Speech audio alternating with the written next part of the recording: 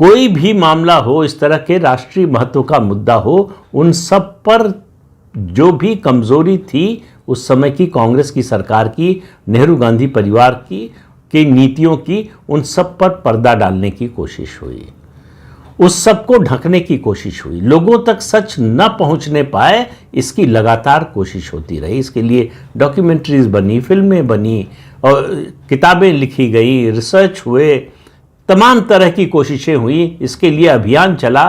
कुल मिलाकर नेहरू जिन्होंने देश का बहुत बड़ा नुकसान किया, उनको लार्जर देन लाइफ उनकी इमेज बनाने की कोशिश हुई और नैरेटिव के जरिए हुई। उसमें वामपंथी इतिहासकारों का बहुत बड़ा योगदान है, लेफ्ट लिबरल इंटेलेक्चुअल्स का बहुत बड़ा योगदान है, और वो सिलसिला अब भी रुका नहीं है, वो सिलसिला अब भी चल रहा है। हालांकि वो लगातार वो तंत्र कमज़ोर होता जा रहा है, ख़ासतौर से पिछले 10 सालों में, इससे पहले नहीं। 10 सालों में उस तंत्र पर जिस तरह का प्रहार हुआ है उसका असर अब दिखाई देना शुरू हुआ है। और फिर कह रहा हूँ, महाराष्ट्र विधानसभा चुनाव का जो नतीजा है वो इस बात की घोषणा है कि पहली बार जो लेफ्ट का इकोसिस्टम है, जिसने ये भारत विरोधी तत्वों को खड़ा किया, उनका एक तंत्र बनाया, वो कमज़ोर हो रहा है। और आप इंतज़ार कीजिए 20 जनवरी का, जब अमेरिका में नए राष्ट्रपति डोनाल्ड ट्रंप शपथ लेंगे।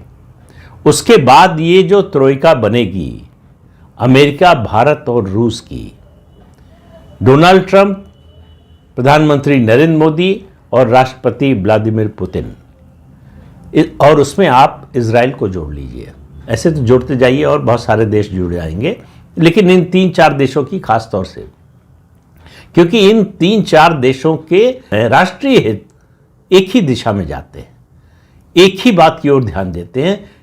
इतना हड़कंप मचा हुआ अमेरिका में, राष्ट्रपति डोनाल्ड ट्रंप के शपथ लेने से पहले जितना नुकसान कर सकते हो भारत का, या जो उसके अलावा जिन देशों के खिलाफ था बाइडेन एडमिनिस्ट्रेशन या डेमोक्रेटिक पार्टी, उन सब का नुकसान करने की कोशिश हो रही। अमेरिका में बाकायदा यूनिवर्सिटीज़ में, इंस्टीट्यूशंस में घोषणा हो रही है, जो विदेशी छात्र हैं उनसे कहा जा रहा है कि 20 जनवरी से पहले लौट आओ। 20 जनवरी को डोनाल्ड ट्रंप शपथ लेंगे, उससे पहले लौट आओ, नहीं तो उसके बाद क्या होगा पता नहीं। डोनाल्ड ट्रंप घोषणा कर चुके हैं अपने कैंपेन के दौरान भी, और उसके अलावा उससे पहले भी, कि ये जो लेफ्ट इकोसिस्टम है इसको उखाड़ फेंकेंगे अमेरिका से। अमेरिका के जितने एजुकेशनल इंस्टीट्यूशंस पर इनका कब्जा है उस सब को हटाएंगे।